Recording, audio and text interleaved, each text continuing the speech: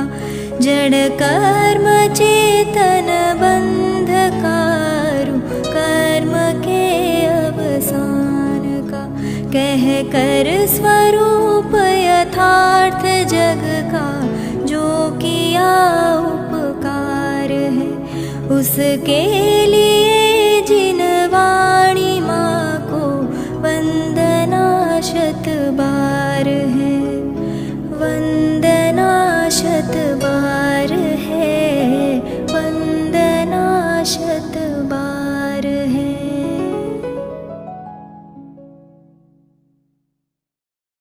અહોભાવ ગ્રંથ છે.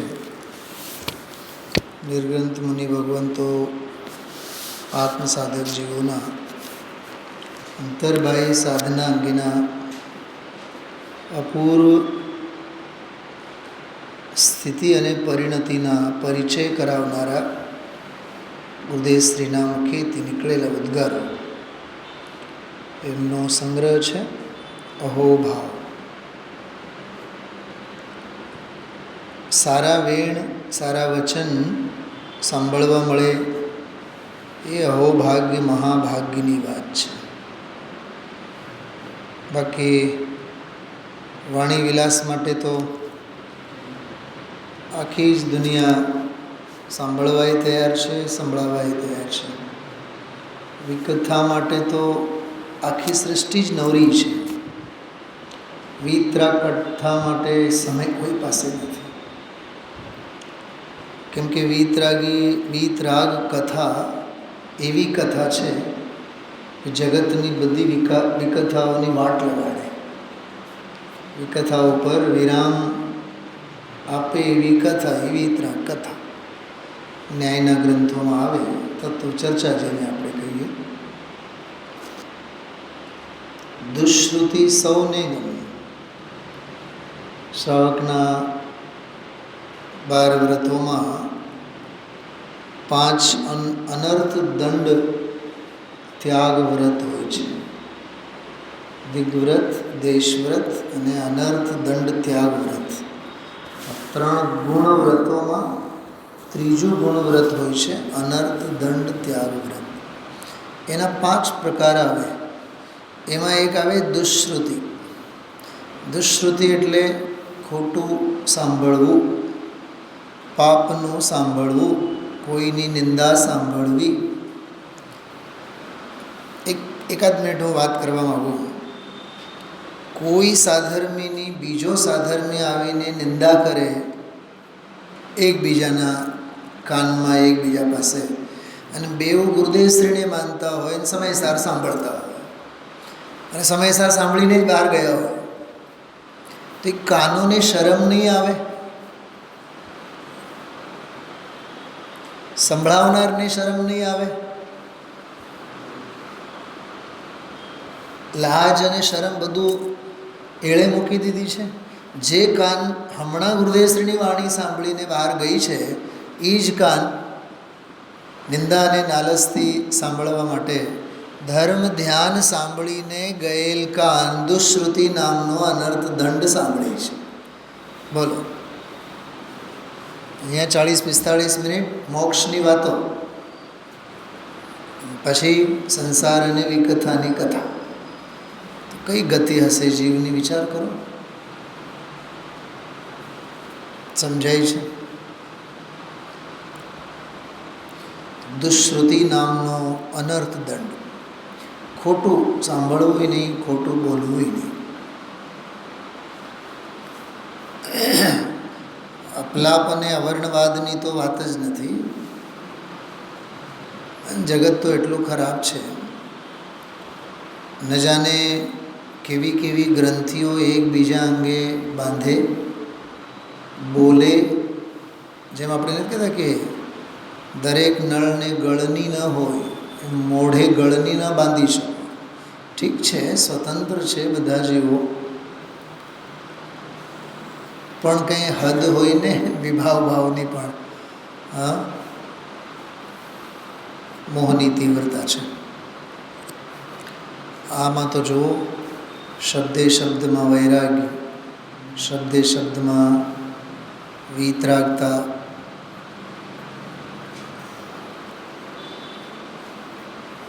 100 નંબરની ગાથા પછી 3 કળશ આવ્યા, એમાંના 2 કળશ આજે ગુરુદેવશ્રીએ લીધા.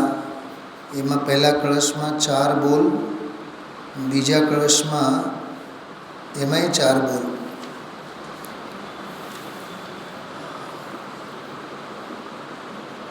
આવતીકાલે એક કળશ આવશે, એમાં 3 બોલ આવશે. તે પરમ જ્ઞાન એટલે આત્મા, તે જ આચાર છે, આવશ્યક ક્રિયા છે, અને છેલ્લો પોઈન્ટ તો એટલો માર્મિક છે, તે જ સ્વાધ્યાય છે. કેમ કે 100 નંબરની ગાથામાં કહી ગયા હતા ને કે સર્વત્ર આત્મા જ ઉપાધિ છે. ગાથા ગઈકાલે ચાલી, 2 કળશ આજે ચાલ્યા, આવતીકાલે 1 કળશ પ્લસમાં પદ્મબ્રહ્મલધારી દેવનો મૌલિક પોતાનો 1 કળશ.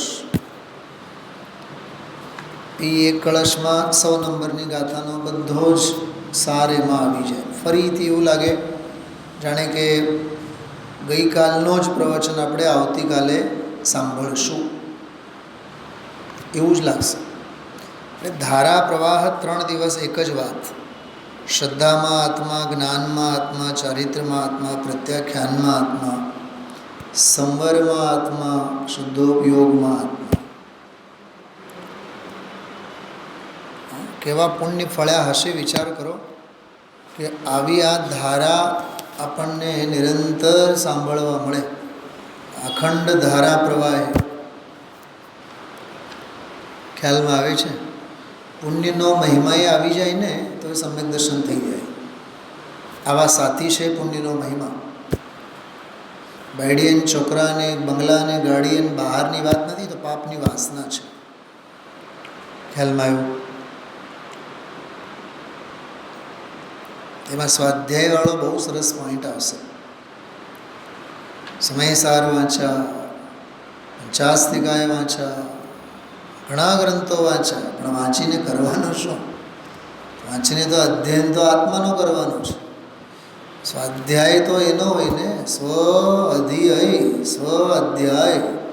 અધિ એટલે જ્ઞાન, પોતાનો જે જ્ઞાન સ્વભાવ ભાવ છે એ જ્ઞાન સ્વભાવ ભાવને અવલંબે વર્તવું જોઈએ ને, એનું નામ સ્વાધ્યાય. શાસ્ત્ર વાંચવું એનું નામ સ્વાધ્યાય નથી. એમાં ગુરુદેવશ્રી બોલશે કાલે, કથન માત્ર છે, વિકલ્પ માત્ર છે. જેમ જીનવાણીમાં કથન માત્ર વ્યવહાર, તો શાસ્ત્રો વાંચવા એ સ્વાધ્યાય, એ કથન માત્ર વ્યવહાર, પરમાર્થ નથી. મને તો બહુ વિચાર આવ્યા, એ કથન માત્ર માટે તો કરોડોના સ્વાધ્યાય ભવન હોય પરમાર્થની સાધના કરવા માટે, અને કથન માત્ર વ્યવહારમાં જિંદગી પૂરી થઈ જાય. અમારું સ્વાધ્યાય ભવન, અમે આ ગામના બહુ મોટા પંડિત, અમે તો આટલા વર્ષોથી સંભળાવીએ છીએ, અમે તો આટલા ગ્રંથો ઉપર વ્યાખ્યાન કર્યા. આખી જિંદગી મરી જાય આવા ને આવા વિકલ્પોમાં. એ આવતીકાલના વ્યાખ્યાનમાં બહુ ગૂઢ અને ગંભીર ચર્ચા આવશે. 126 પાનું જો ઝડપથી કાઢો, 5-7 મિનિટ 10 મિનિટ આપણે લઈશું. કાલે વળી પાછું વાત કરશું. 126 પાને બીજો ફકરો જુઓ. પદ્મનંદી પંચસંસ્કૃતિ એક જ સ્વાધ્યાય, એ શાસ્ત્રના છે ને 3 શ્લોકો. પદ્મનંદી પંચસંસ્કૃતિ એક જ સ્વાધ્યાય છે. આટલી વાર સમયસાર વાંચ્યું, જો પ્રવચન સાર વાંચ્યું, 50 નિકાય વાંચ્યું. આપણે વખાણ કરીને ગુરુદેવના 38 ગ્રંથો વાંચ્યા. કોણે કીધું 38 ગ્રંથો વાંચ્યા? ગુરુદેવશ્રી 38 ગ્રંથો નહોતા વાંચ્યા, આત્માને વાંચ્યા હતા. હું એમ કહું સોનગઢની ભૂમિમાં મને ગાંડામાં ખતવે, પકડીને જેલ હવાલે કરશે. ગુરુદેવ શાસ્ત્રો વાંચ્યા જ નહોતા, આત્માને વાંચ્યા હતા. અને આત્માને વાંચતા વાંચતા શાસ્ત્રો વંચાઈ ગયા. સાચા ગુરુદેવ એ છે.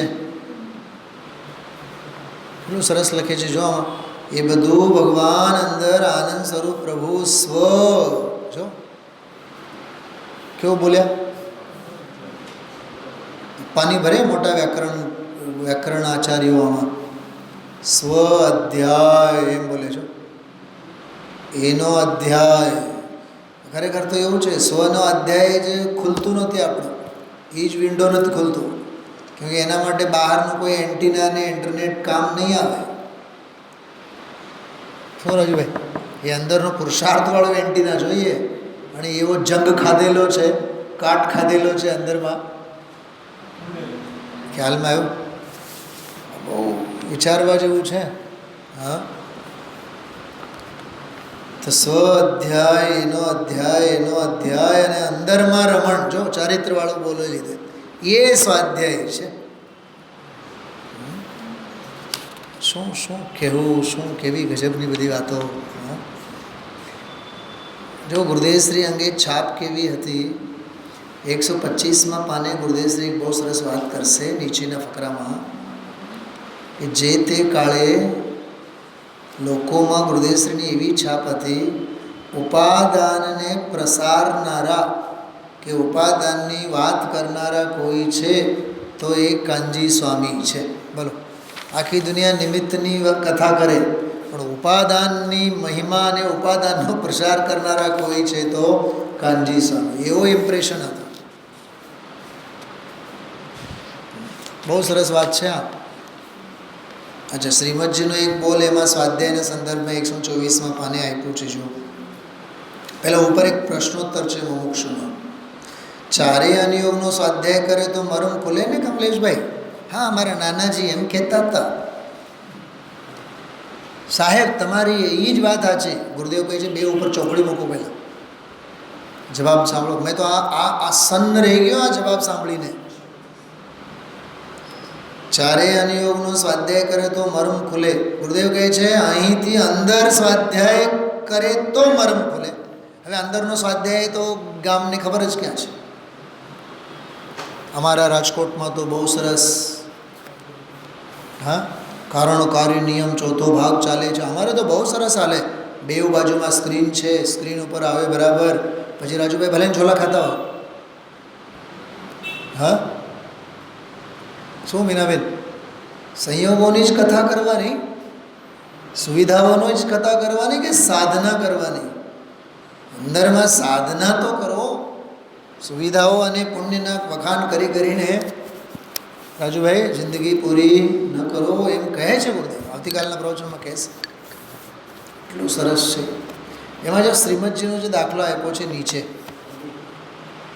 કેટલી સરસ વાત કરી છે.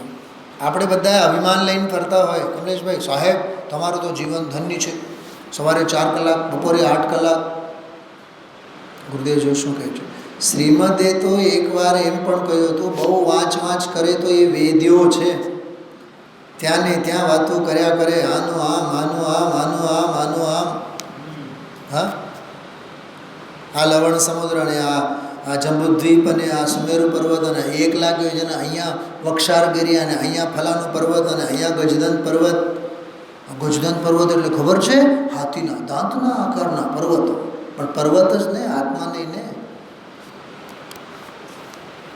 અને મીનાબેન, હું છાતી ઠોકીને બતાવું તમને બધાને, કર્ણાન યોગના વિદ્વાન પ્રત્યે તો આપણને એમ લાગે જાણે કે કેવડી આવ્યા હોય. ગુરુદેવશ્રી કોઈ દિવસ આવા ક્ષયક્ષમ જ્ઞાનીઓનો મહિમા નથી કર્યો. હવે શું સમોશરણ અંગે પરિચય આપ્યા? સમોશરણ અંગે જ આપ્યા ને, આત્મા અંગે નહીં ને. સમોશરણ શેના માટે છે? ખ્યાલમાં આવે છે? એટલે કુંડાળો આપણું એટલું બધું વધેલું છે બહારના ક્ષયક્ષમ જ્ઞાનના ભબકામાં. હજી એક વાત કરું, જેમ ધન વૈભવ પૈસા આદિકના ભબકામાં મન લલચાય ને, એમ ક્ષયક્ષમ જ્ઞાનના ઢગલામાંય આપણું મન લલચાય છે. માનો કે નહીં માનો, કથા કરે, કહાની કરે, વાર્તા કરે, અજબ ગજબની બધી બીજી બધી વાતો કરે. ક્ષયક્ષમ ઇન્ફોર્મેશન,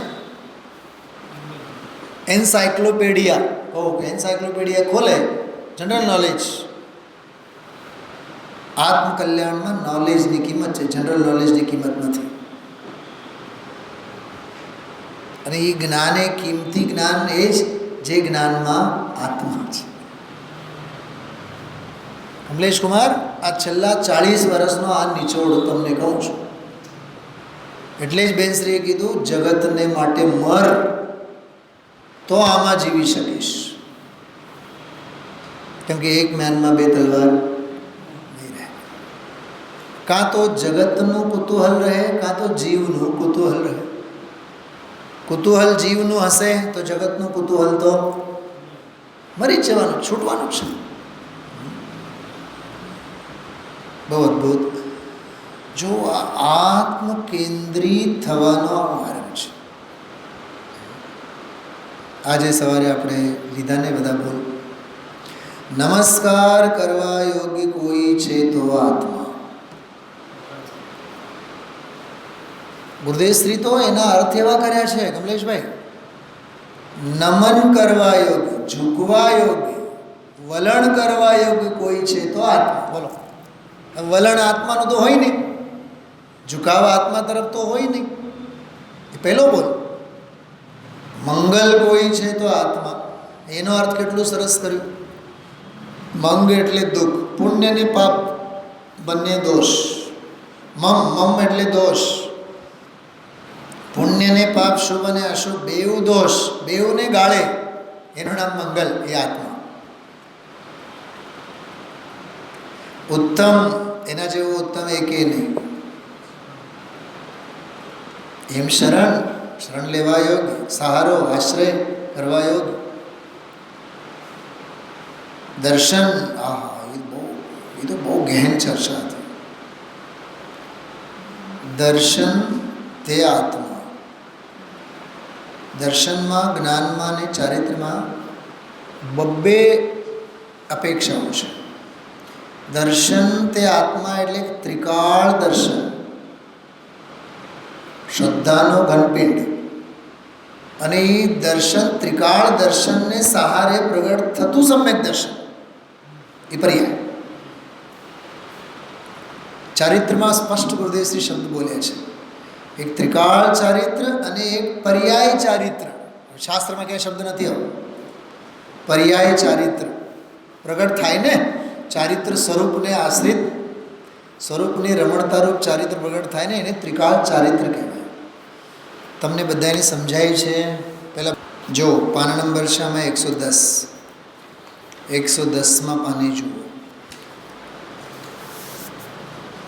નીચે છે તે જ એક ચારિત્ર છે. ચારિત્રના બોલમાં જો ગુરુદેવ શું બોલે છે, મળ્યો ફકરો નવો.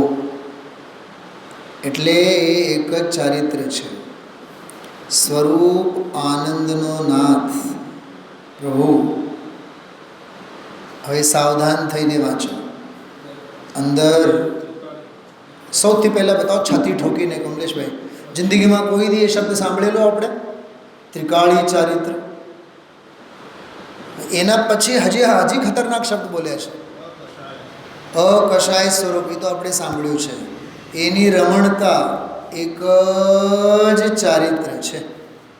ખ્યાલમાં આવ્યો? એ એક જ ચારિત્ર છે, એના સિવાય કોઈ બીજું ચારિત્ર છે નહીં. બરાબર?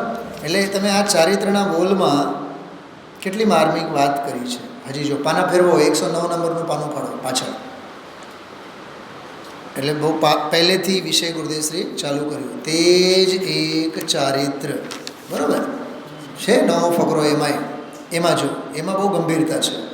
અથવા તે એક જ ચારિત્ર છે, ભગવાન પૂર્ણાનંદનો નાથ, અનંત અનંત, શાંતિ શાંતિ શાંતિ શાંતિ. જો શાંતિ એટલે ચારિત્ર.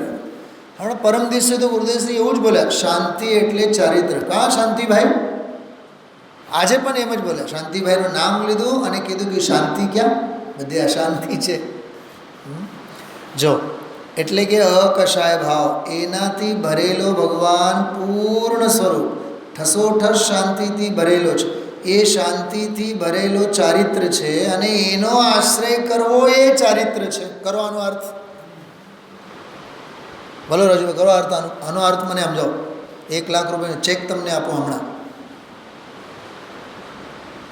ઠસોઠસ ભરેલો એ ચારિત્ર છે અને એનો આશ્રય કરવો એ ચારિત્ર છે. હવે બેઉ ચારિત્રમાં ફેર છે. સિમ્પલ. એક ત્રિકાળ, એક ક્ષણિક, એક દ્રવ્ય, એક પર્યાય. આ ગુરુદેવ છે. બેન ઉમરાળામાં જન્મ્યા અને પાલેજમાં વ્યાપાર કર્યા અને ફલાનો અને ઢીકણો, એ બધી અસમાન જાતિ મનુષ્ય વ્યવહારનો ગુરુદેવ શ્રીનો પરિચય છે. એ વ્યંજન પરિચય છે, વ્યંજન પર્યાયનો પરિચય છે, આ અર્થ પર્યાયનો પરિચય છે. શું અર્થ પર્યાય અને વ્યંજન પર્યાય? એકાદ કલાક ક્લાસ ભરવું પડશે આપણે. વ્યંજન પર્યાય એટલે અસમાન જાતિ મનુષ્ય વ્યવહારની વાત છે.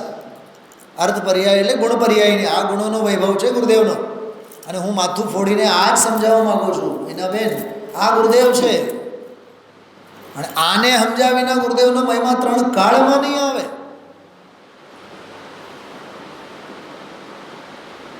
કેવળ ગુરુદેવ ગુરુદેવ ગુરુદેવ ગુરુદેવ કરવાથી કાંઈ નહીં થાય. આ ગુરુદેવ શ્રીની સાચી ઓળખાણ છે. કેવું બોલ્યા છો આગળનો વાક્ય જો, નિશ્ચય ચારિત્ર સ્વરૂપ ત્રિકાળ છે, એનો આશ્રય લેવો અને ઠરવું એ પર્યાય ચારિત્ર છે. અમે આટલા વર્ષોમાં કોઈ પંડિત પાસે આવી ભાષા નથી સાંભળી.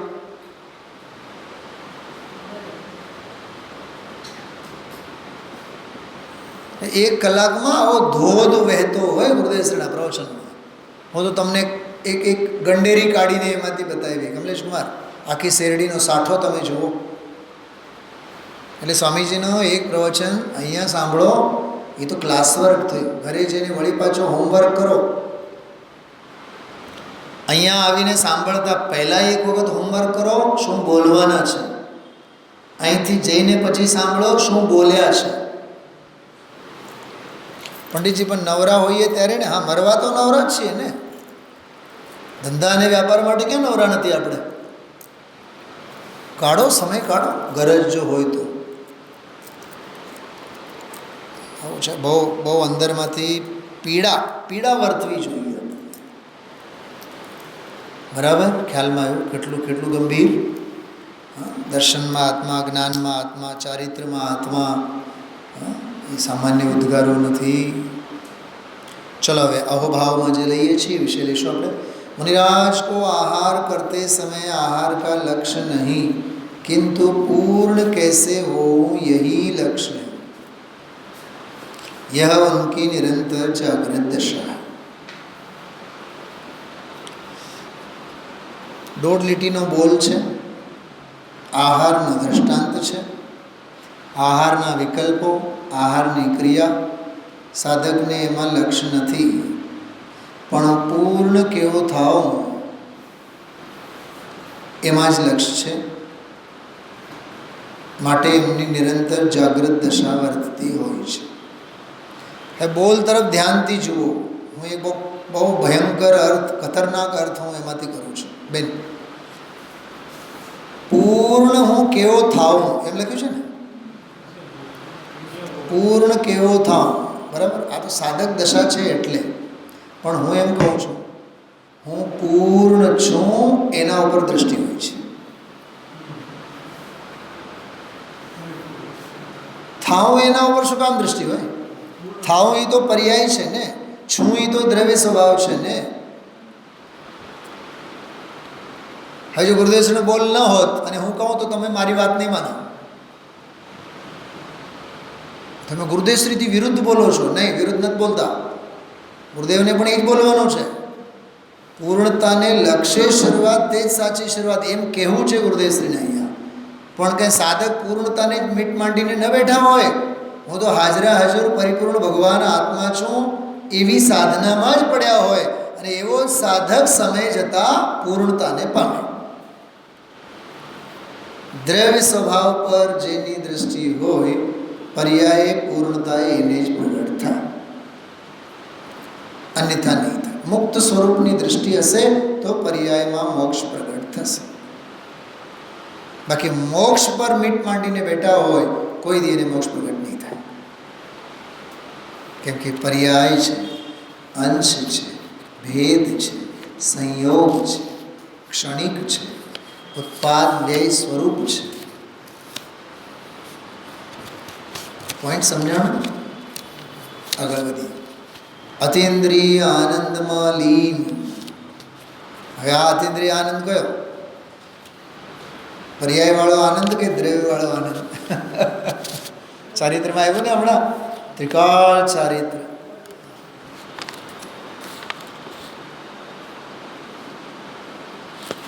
જો એટીએમ મશીન નહોતા ત્યારે બેંકમાં લૂંટપાટ થતી.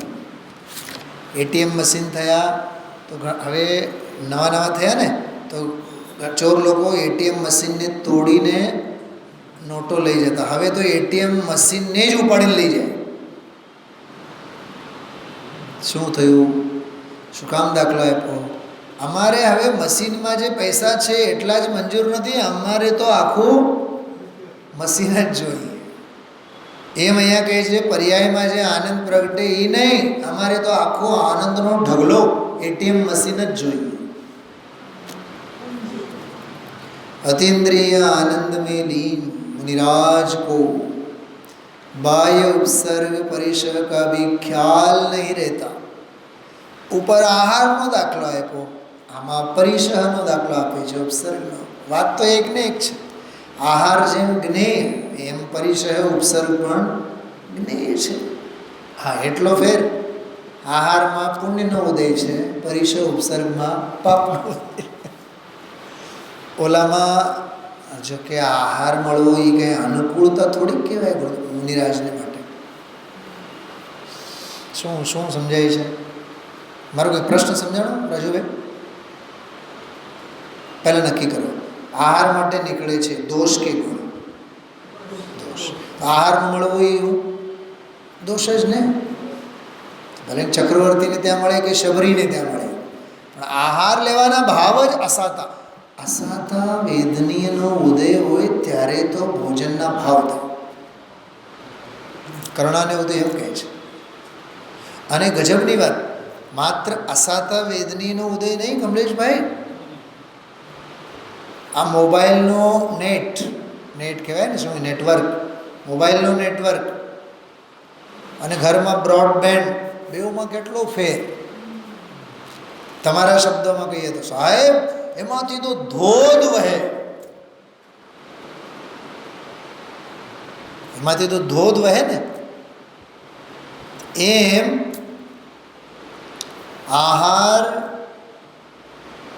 માટે નીકળ્યા અસાતાનો ઉદય. ભોજનના વિકલ્પ થયા ને, વિકલ્પ તો થયા જ છે ને ભોજન લેવાના. પણ કર્ણાની યોગ એમ કહે છે જ્યારે અસાતા વેદનીની ઉદીર્ણ થાય ત્યારે આહાર માટે મુનિરાજ નીકળે. ઉદીર્ણા મીન્સ બ્રોડબેન્ડ, ધોધ. નથી સમજાય? સમજાય છે શું કહું છું ભૂપતભાઈ? નથી સમજાણું? અરે યાર, સામાન્ય વાત છે. અસાતાનો ઉદય થયા એટલે તો ભોજનના વિકલ્પ થયા, પણ નીકળ્યા ને તો કે જે અસાતાની ઉદીર્ણા એટલે થોક બંધ ઉદયમાં આવ્યા. સામાન્ય ઉદય નથી, થોક બંધ હોલસેલ ઉદયમાં આવ્યા. હવે સાંભળો, તો એને તમે આહારનું મળવું અને આહારના વિકલ્પો પુણ્ય ભાવમાં કેવી રીતે ખતવો? અસાતાનો ઉદય છે ને, અસાતાની ઉદીર્ણા છે ને, તો એ તો પાપનો જ ઉદય છે ને, અશુભ પ્રકૃતિનો જ ઉદય છે ને.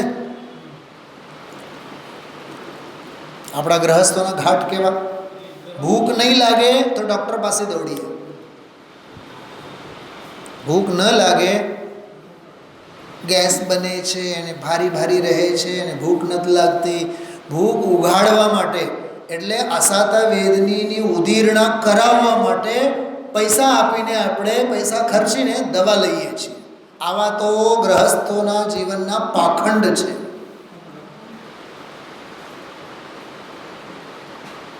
કાં આજે સ્વાધ્યાયમાં દેખાણા નહીં? સાહેબ છે ને 4 દિવસથી પેટ બહુ ખરાબ હતું એટલે પછી સાહેબને બતાવવા માટે ગયા હતા. ગયા, સ્વાધ્યાય છૂટ્યું, પૈસા ખર્ચા, અસાતાના ઉદીર્ણાનો ઉપચાર કરીને આવ્યા. ડૉક્ટર પાસે જવાની ના નહીં, પણ સ્વાધ્યાય છોડીને ગયા ને, એ 2 અકલનું કામ કર્યું. કમલેશભાઈ આજનું પ્રવચન કાઢો. આજના પ્રવચનમાં છેલ્લે શું બોલે છે જો.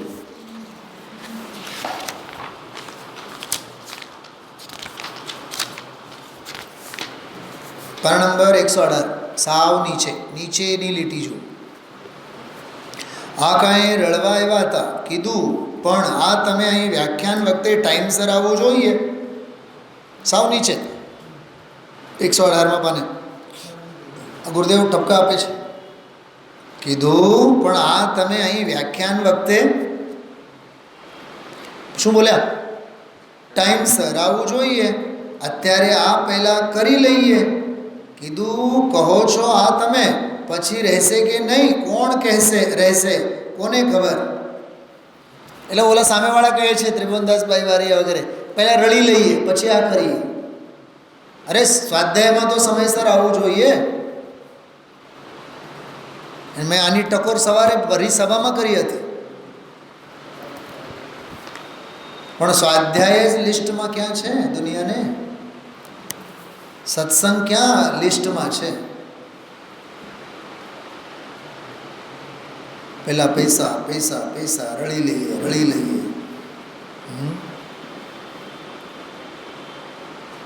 એના પાછળ શું થાય છે ખબર?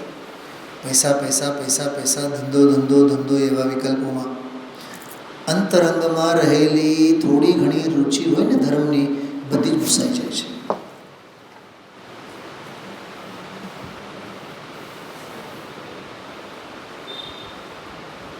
શું કપિલેશભાઈ? થોડી ઘણી પણ રુચિ કંઈક રહેલી હોય ને ખૂણે ખાંચરે, એનો પણ સફાયો થઈ જાય છે. પછી રડો, આખી જિંદગી રડો અને ભવમાં રડો. રડનારના ભાગ્યમાં રડવા સિવાય બીજું કાંઈ નથી. ચલો એ તો હોનહારની વાત છે, પણ ગુરુદેવશ્રીની ટકોર આપણે વિચારવી. જો એક બહુ સરસ ભક્તિ મારી સામે આ કાઢીને બેઠો છું.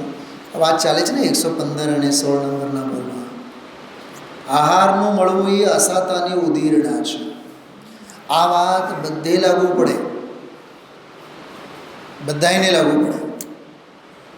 આપણે મંદિરે, અહીંથી મંદિરેથી ઘરે ગયા હોય, સવારે ચા પીધી હોય, સમજો 2 કલાક 3 કલાક પછી ગયા. ઘરે તો આમ ખાવું થાય. પૌવા બનાવો, શીરો બનાવો, ફલાનું બનાવો, ઢીકણું બનાવો, આ બનાવો. ખાખરા હોય તો ખાખરા ખાઈ લે, ફાફડા હોય તો ફાફડા ખાઈ લે, ફાફડા ન હોય મરચાં હોય તો મરચાં જ ખાઈ નાખે. એ જે ખાઉદ્રો સ્વભાવ જે છે ને ભૂપતભાઈ, એ અસાતાની ઉદીરણા છે, તીવ્ર પાપનો ઉદય છે. સાંભળો, ફરીથી બોલું છું, તીવ્ર પાપનો ઉદય છે. ઘડીક પહેલાં તો સાતિશે પુણ્યનો ઉદય હતો. આ તત્વ સાંભળતો હતો. અને બેઉમાં આમાં ધર્માનુરાગ કામ કરતો હતો, એમાં વિષયાનુરાગ કામ કરે છે.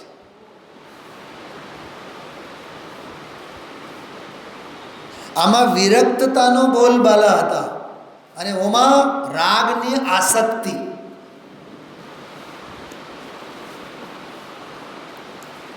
શું મુનિરાજના જીવનમાં આવું હશે?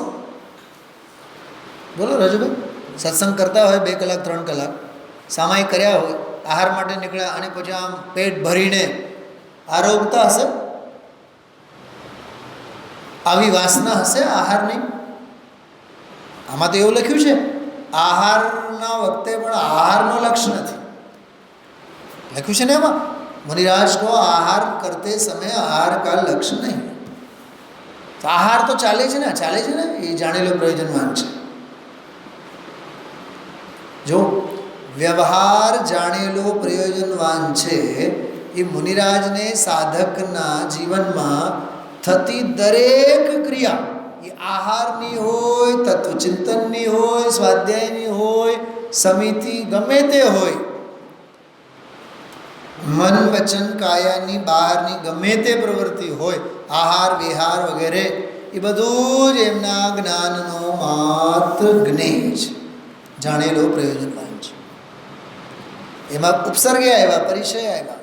આ બીજો બોલ યતીન્દ્રિય આનંદમાં જ એટલા મશગુલ છે કે એને બાહ્ય ઉપસર્ગ અને પરિચય એ ખ્યાલમાં જ નથી. જો એક વાત સમજો, ખ્યાલમાં નથી એટલે જ્ઞાનમાં નથી એમ નથી. જ્ઞાનમાં તો છે, લક્ષમાં નથી. જ્ઞાનમાં છે, લક્ષમાં નથી. કે હા છે ને, ગજબની વાત. જ્ઞાનમાં છે એટલે જ્ઞાનનો પરજ્ઞેય માત્ર છે, પણ દૃષ્ટિ તો ત્યાં છે નહીં. દૃષ્ટિ તો રુચિ અને રસ અને વલણ તો સ્વરૂપ અને સ્વભાવ તરફ છે. બહુ ગજબ છે, બહુ ગજબ છે. આખી અંતરની પરિણતિ છે આ મુનિરાજનું વ્યક્તિત્વ છે આ, કે બાહ્ય ઉપસર્ગ પરિશ કભી ખ્યાલ નહીં રહે. છડાલામાં એવું લખ્યું છે, હરિમિત્ર મહેલ મસાન કંચન કાંચ નિંદન થુતિકરણ હરિજ્ઞાવતારન હસી પ્રહારન મેં સદા સમતાધરન. યા હરિ ઉતારે તો ભલે, તલવારનો પ્રહાર કરે તોય ભલે, બધું અમારે માટે જાણેલો प्रयोजनवान है. बारंबार अपने निजानंद के झरने में बैठे निरंतर शीतलता का अनुभव कर रहे हैं. हाँ, मोदी साहब ने कोई गाल न देता हो, टांगा न खींचता हो, પણ માથે શિલા બાંધીને બેઠા હોય કે નહીં? એને ખબર ન હોય કે બીજેપીમાં પણ એના ટાંગા ખેંચનાર કાંઈ ઓછા છે? એ તો અમિત શાહથી પણ 7 હાથ દૂર રહેતા હોય. શું કમલેશ કુમાર? રાહુલ તો ક્યાં રહ્યો? એ તો લવણ સમુદ્રમાં. હા, એ તો એની હદમાં જ નથી. પણ હદને હદમાં અંદરમાં જે છે, નીતિન ગડકરી હોય કે અમિત શાહ હોય, સૌથી સાવચેત રહે, સાંભળે સૌનું, કરે તો પોતાના મનનું. હે મહામુનિ ભગવંતો ઉપસર્ગનું પણ સાંભળે, પરિસહનું પણ સાંભળે, અને રાજાનું પણ સાંભળે, અને શત્રુનું પણ સાંભળે. રાજાને કહે કે તમારી માળા તમને મુબારક, શત્રુને કહે કે તમારું તલવાર તમને મુબારક, અમે અમારા સ્વરૂપમાં લીન છીએ. એનું નામ મુનિરાજ. સુનિલભાઈ શાસ્ત્રીના ટાંગા ન ખેંચતા હોય. પૂજા વખતે ધ્યાન હોય મારું બરાબર કમલેશભાઈ, પણ હું એક સિમંદર તરફ મારું ધ્યાન હોય. હા, 2-4 છે તો એવા હોય એ લાઈવ પૂજા ચાલતી, એમાં જ સંવાદો ચાલતા હોય. તમે બેઠા હો પાછળ, તમને ખબર હે, તમારી આગળ જ બેઠા હોય. હા, પાઠમાં ધ્યાન હોય નહીં, વિષય વસ્તુનો રસ હોય નહીં, ભક્તિ તો ક્યાં રહી, ભગવાન તો સાવ ભૂલાણા. મને બધું જ ખ્યાલ હોય કમલેશભાઈ, બરાબર ધ્યાન હોય. એટલે તો 27 વર્ષથી નિભાવી શક્યા છીએ આપણે. મેદાન છોડીને ભાગે એ નહીં, હર હાલમાં મેદાનમાં ટકી રહે. યોદ્ધા તો એને કહેવાય. આપણે તો યુધિષ્ઠિર છીએ. કોણ?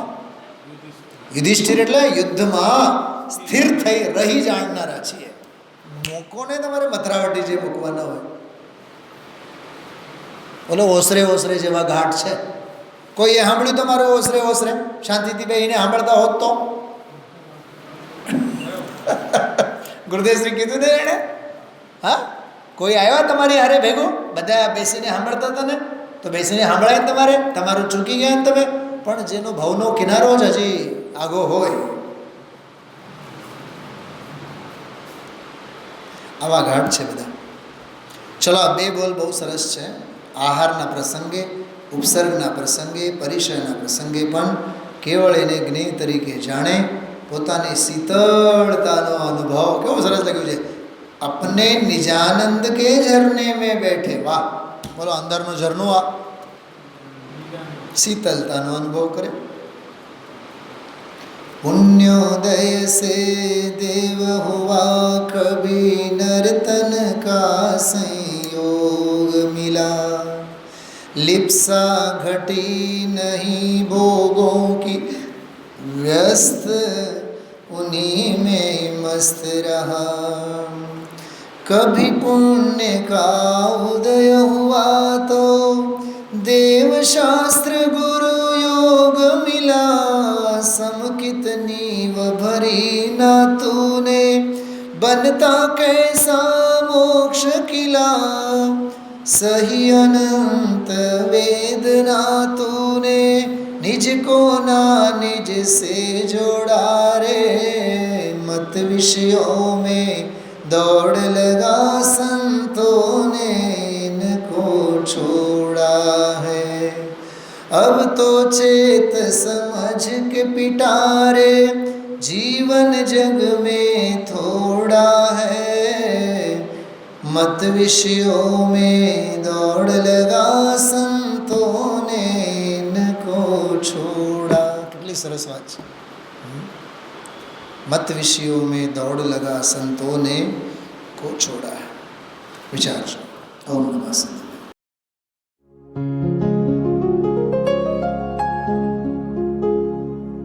निज निधि निज में बताए, यह अनंत उपकार है उसके लिए जिन वाणी माँ को वंदना शत बार है, वंदना शत बार है, वंदना शत बार है.